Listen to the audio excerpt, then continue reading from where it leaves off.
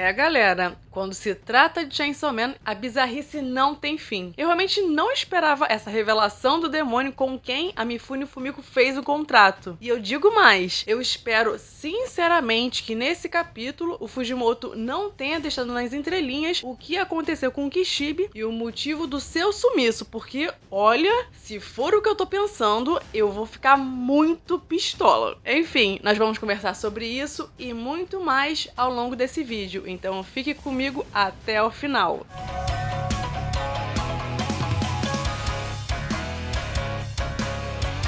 Olá, sejam bem-vindos! Eu sou a Renata e hoje vamos conversar sobre o capítulo 212 de Chainsaw Man. Se você puder apoiar meu trabalho no canal, você pode fazer isso se tornando membro por apenas R$ 2,99 por mês. E claro, eu deixo aqui o meu muito obrigada a todos que já são membros do canal. Mas quem não puder, só de se inscrever, comentar, curtir o vídeo ou comprar os mangás do Chainsaw Man pelo meu link na Amazon já é uma grande ajuda. No capítulo anterior, enquanto o Sugou tentava convencer o Dente de que ele precisava se tornar aliado do Demônio da Morte, porque o Demônio da Guerra estava a caminho, a atenção do Denji estava totalmente voltada para a calcinha da Shi-chan. E esse capítulo começa com o Sugou contando ao Denji que eles têm 3 planos contra a Yoro. Poderia chegar a qualquer momento. Só que o foco do Denji continuava na calcinha da Shi-chan e ele simplesmente não ouviu absolutamente nada do que o Sugou disse. O Denji só passou a prestar atenção no Sugou depois que a Shi-chan abaixou a saia, que foi o momento que o Sugou disse: "Olha, esse vai ser o nosso plano e o destino da humanidade tá nas suas mãos." Denji ficou calado por uns instantes, mas meteu o louco e disse que tava ok com isso, sendo que ele não faz a mais remota ideia do que foi dito. Mas já que o Denji estava de acordo, Sugou disse pra ele tirar um cochilo na enfermaria e avisou que ele seria chamado quando chegasse a hora. Galera, eu já dei meu palpite. Eu acho que a Shi-chan quer apagar o conceito da guerra e eu imagino que a Asa e Yoro não sairiam ilesas desse processo, possivelmente morreriam. Eu acho que essa é a parte que a Shi-chan não tá contando pro Denji. Mas como a gente não faz ideia do que o Sugou disse pro Denji, porque ele simplesmente estava prestando atenção em algo mais importante do que o destino da humanidade, o Sugou pode ter mandado a real nessa hora e o Denji saiu concordando com o plano sem ter ouvido nada. E depois, quando o Denji falar que não estava de acordo com isso, é capaz que ainda jogue na cara dele que ele sabia de tudo, só que ele não ouviu bosta nenhuma. Enfim, o Denji seguiu a instrução do Sugou e foi deitar na enfermaria. Nisso, ele começou a pensar que ele tinha que fazer algo com relação a Asa e a Yoro, porque do contrário, pelo visto, iria rolar uma guerra terrível. Mas Denji não sabia direito do que se tratava, já que ele não ouviu absolutamente nada do que o Sugou disse depois que a Shi-chan levantou a saia, e ele se questionou se ele ficaria bem. Só que aí, os seus pensamentos foram parar em outro lugar. Denji se lembrou do beijo com a Yoro e novamente pensou na calcinha da Shi-chan. Já que o Denji estava ali sozinho na enfermaria escura, aquele lhe pareceu o ambiente propício para fazer um carinho na mão juba. Nisso, a Fumiko, que estava debaixo da cama do Denji, perguntou se ele precisava de uma mãozinha. Ah, que coisa boa. A Fumiko tá de volta nesse capítulo. Senti muita falta dela. Lógico que o Denji se assustou com essa voz do nada vindo do além, até porque só em filme de terror costuma ter alguma criatura debaixo da cama. Mas a Fumiko se identificou e pediu para que o Denji continuasse onde estava. Bom, deixando meu ranço com a Fumiko um pouco de lado, tem algumas coisas que ela vai falar nesse capítulo que eu concordo, mas tem outras coisas que ela fala e eu penso: meu Deus, você tá delirando, não é possível. Mas logo de cara, eu já digo que concordo com a Fumiko quando ela disse que o Denji só tá sendo usado pela morte, o que não é novidade nenhuma, porque, né, o Denji sempre tá sendo usado por alguém e justamente com o Demônio da Morte não seria diferente, né? O pior de tudo é o Denji ficar surpreso com isso depois de tudo que já aconteceu com ele. A Fumiko quis fazer o Denji refletir sobre o que vai acontecer se ele derrotar o Demônio da Guerra e basicamente a humanidade será erradicada pelo Demônio da Morte, assim como está previsto na profecia de Nostradamus. Então, independente do que a Shi-chan diga, o Demônio da Morte ama a morte e ela é muito pior do que ele pode imaginar. Assim, essa ideia de que a humanidade será erradicada pelo Demônio da Morte nem é algo muito bom para Shi-chan, já que os demônios se fortalecem a partir do medo das pessoas. Se não existirem mais as pessoas, o Demônio da Morte vai ficar mais fraco. Então, ainda que a Fumiko esteja certa e que o Demônio da Morte ame a morte, pra Shi-chan não parece ser interessante que a humanidade inteira morra. Não é um cenário favorável nem pra ela, nem pros demônios de forma geral. Agora, eu acho que a Fumiko tem razão quando disse que a Shi-chan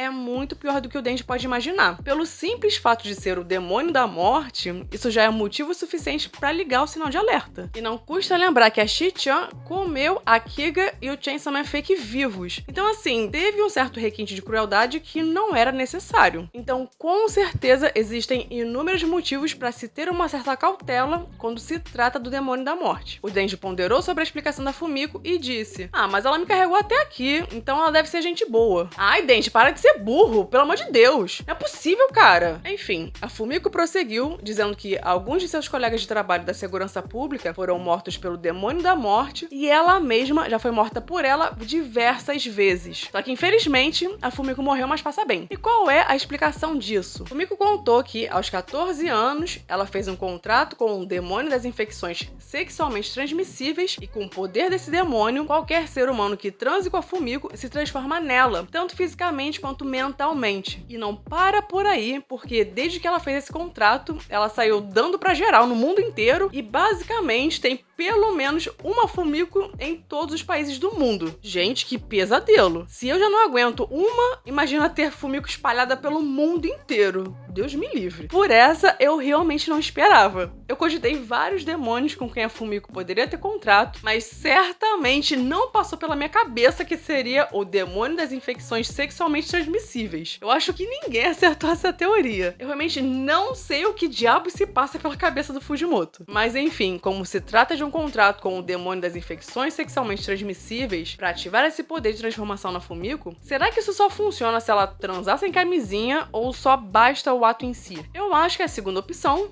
muito embora faria mais sentido se o ato fosse realizado sem proteção. Eu creio que ele seja um demônio bem poderoso, porque, né, quem não tem medo disso? E ele é tipo um gênero porque engloba inúmeras doenças sexualmente transmissíveis que existem. Assim como a guerra, que é um conceito mais genérico, mas abrange as armas de fogo, as armas nucleares e por aí vai. Assim, eu não vou ser moralista ou hipócrita porque adolescente de 14 anos macetando é algo que tá dentro da realidade do mundo. Mas na minha opinião, eu acho meio cedo pra fazer esse tipo de coisa. Mas isso me fez refletir se ela espontaneamente quis fazer um contrato com esse demônio nessa idade ou se de alguma forma ela foi forçada a fazer isso, o que seria algo muito pesado. Eu não gosto de passar pano pra Fumiko, mas sendo submetida a esse tipo de coisa tão jovem, essa poderia ser uma justificativa pro fato de ela ter um comportamento meio deturpado. Agora um outro ponto. A gente não sabe quantos anos a Fumiko tem agora, então ela já pode ser maior de idade. De qualquer forma, a Fumiko deu a entender que, a essa altura, ela já dormiu com a torcida do Flamengo. Mas assim, eu pensei numa coisa meio bizarra. E se o Kishibe sumiu porque ele macetou com a Fumiko e virou uma Fumiko? Gente do céu, imagina uma coisa dessas. Olha, eu espero sinceramente que o Fujimoto não tenha a ousadia de fazer isso. Mas como o Kishibe era, ou ainda é, da segurança pública e é mulherengo, infelizmente a possibilidade existe, né? Ai, gente, já pensou se essa Fumiko que tava falando com o Denji era o Kishibe? Meu Deus. Chega disso, vamos mudar de assunto. Enfim, apesar de existir pelo menos uma Fumiko em cada país do mundo, ela explicou que o número total de Fumikos tem diminuído ultimamente por conta de vários incidentes, mas ainda assim, elas trocam informações com frequência. Depois que a segurança pública perdeu a máquina como fonte de informações, pelo visto, o jeito foi apelar pro serviço de correspondências da Fumiko. Enfim, de acordo com ela, ainda que o demônio da guerra não faça nada, os conflitos no mundo vão continuar existindo. Da mesma forma, ainda que o demônio da morte também não faça nada, as pessoas vão continuar morrendo no mundo todo devido a guerras e doenças. Ou seja, mesmo que os demônios não façam nada, a humanidade continua caminhando lentamente em direção ao seu fim. E aí, a Fumiko sugeriu que se o Denji se tornar aliado do demônio da guerra e devorar o demônio da morte, a humanidade poderá viver eternamente, já que o conceito da morte será apagado. Galera, eu vou falar pra vocês que eu tenho uma certa dificuldade em aceitar que a segurança pública do Japão seja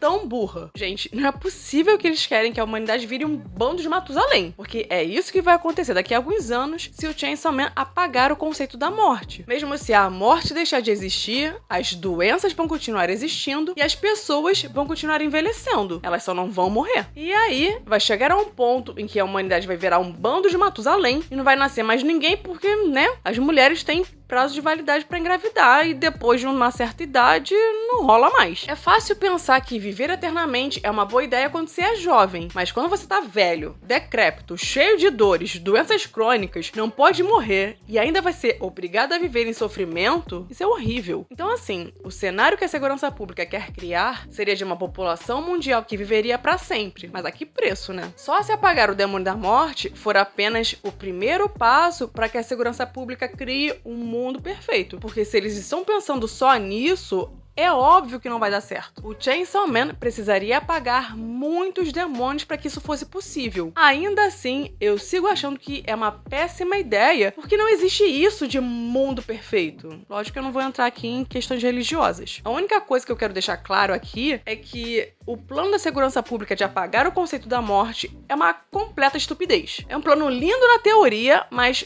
uma bosta na prática. E eu espero que o Kishibe tenha se demitido há muito tempo, porque essa segurança pública da parte 2 só faz vergonha. Enfim, a Fumiko continuou seu raciocínio dizendo que, ainda que o demônio da guerra obrigue a humanidade a começar uma guerra sem fim, não tem problema. Afinal, já tem guerra rolando pelo mundo todo. Gente, essa lógica é totalmente distorcida e não faz o menor sentido, porque o mundo vai ser muito pior se a morte deixar de existir. Eu já expliquei isso várias vezes, inclusive no último review, então eu não vou ser repetitiva. A Fumiko prosseguiu e perguntou se o Denji sabia por que ele não foi transformado em arma. Segundo ela, a Yoru teve a chance de transformá-lo em arma quando ele morreu, mas não fez isso porque, obviamente, ama o Denji, o que tem realmente um fundo de verdade. Só que a Fumiko usou esse argumento apelando pro emocional do Denji para convencê-lo de que é possível, mesmo no mundo sem a morte, que ele tenha uma vida feliz com Asa e Yoru. O detalhe que o Denji não tá percebendo é que, ao se juntar ao demônio da guerra, isso certamente vai implicar na morte e no sofrimento de muita gente. Em tese, esse seria o preço que o Denji teria que pagar para viver feliz para sempre com Asa e Yoru. Pro Denji que é híbrido, não envelhece e é praticamente imortal, de fato, ele não seria muito afetado se a morte for apagada. Inclusive, desde que ele se tornou um híbrido, ele recuperou um olho que ele havia perdido e deixou de ter problema no coração. Mas com exceção dos híbridos, pro resto da humanidade, isso é uma péssima ideia. Como eu já disse, se a morte for apagada e deixar de existir, as pessoas vão ser condenadas a viver para sempre, presas a um sofrimento sem fim. Para finalizar, Fumiko disse que, quando a hora chegar, ou seja, quando o Denji se juntar ao demônio da guerra, a Fumiko gostaria de ser poupada. E só nesse momento, depois de todo esse discurso, que o Denji percebeu que a Fumiko também estava lhe usando. Mas ela sabia perfeitamente como fazer o Denji se distrair e focar em outras coisas que são totalmente do interesse dele. E foi aí que a Fumiko lhe entregou uma foto em que ela estava pelada e deu tchauzinho, deixando o Denji a sós com um trabalho de casa para fazer. Como o Denji passou por muitos momentos de tensão, ele achou que aquela seria uma hora conveniente para aliviar o seu amigão. E o capítulo termina com uma onomatopeia de Chua e o Denji dizendo que a Fumiko é uma garota muito gente boa. Depois de ver essa cena, vocês ficariam mais tranquilos em deixar o destino da humanidade literalmente nas mãos do Denji? Fica aí a pergunta. Galera, com o capítulo terminando dessa forma, eu nem tenho mais o que dizer. Esse foi o Denji sendo o Denji, sempre pensando mais com a cabeça de baixo do que com a cabeça de cima. Na semana que vem teremos aquela pausa de lei, mas se você curtiu o vídeo, capricha aí no like e se inscreve no canal caso ainda não seja inscrito. E se puder, se torne um membro do canal, porque isso vai me ajudar bastante. E ative as notificações para que você seja avisado assim que sair o próximo review. Bom, esse foi o vídeo de hoje. Eu vou ficando por aqui. Até breve.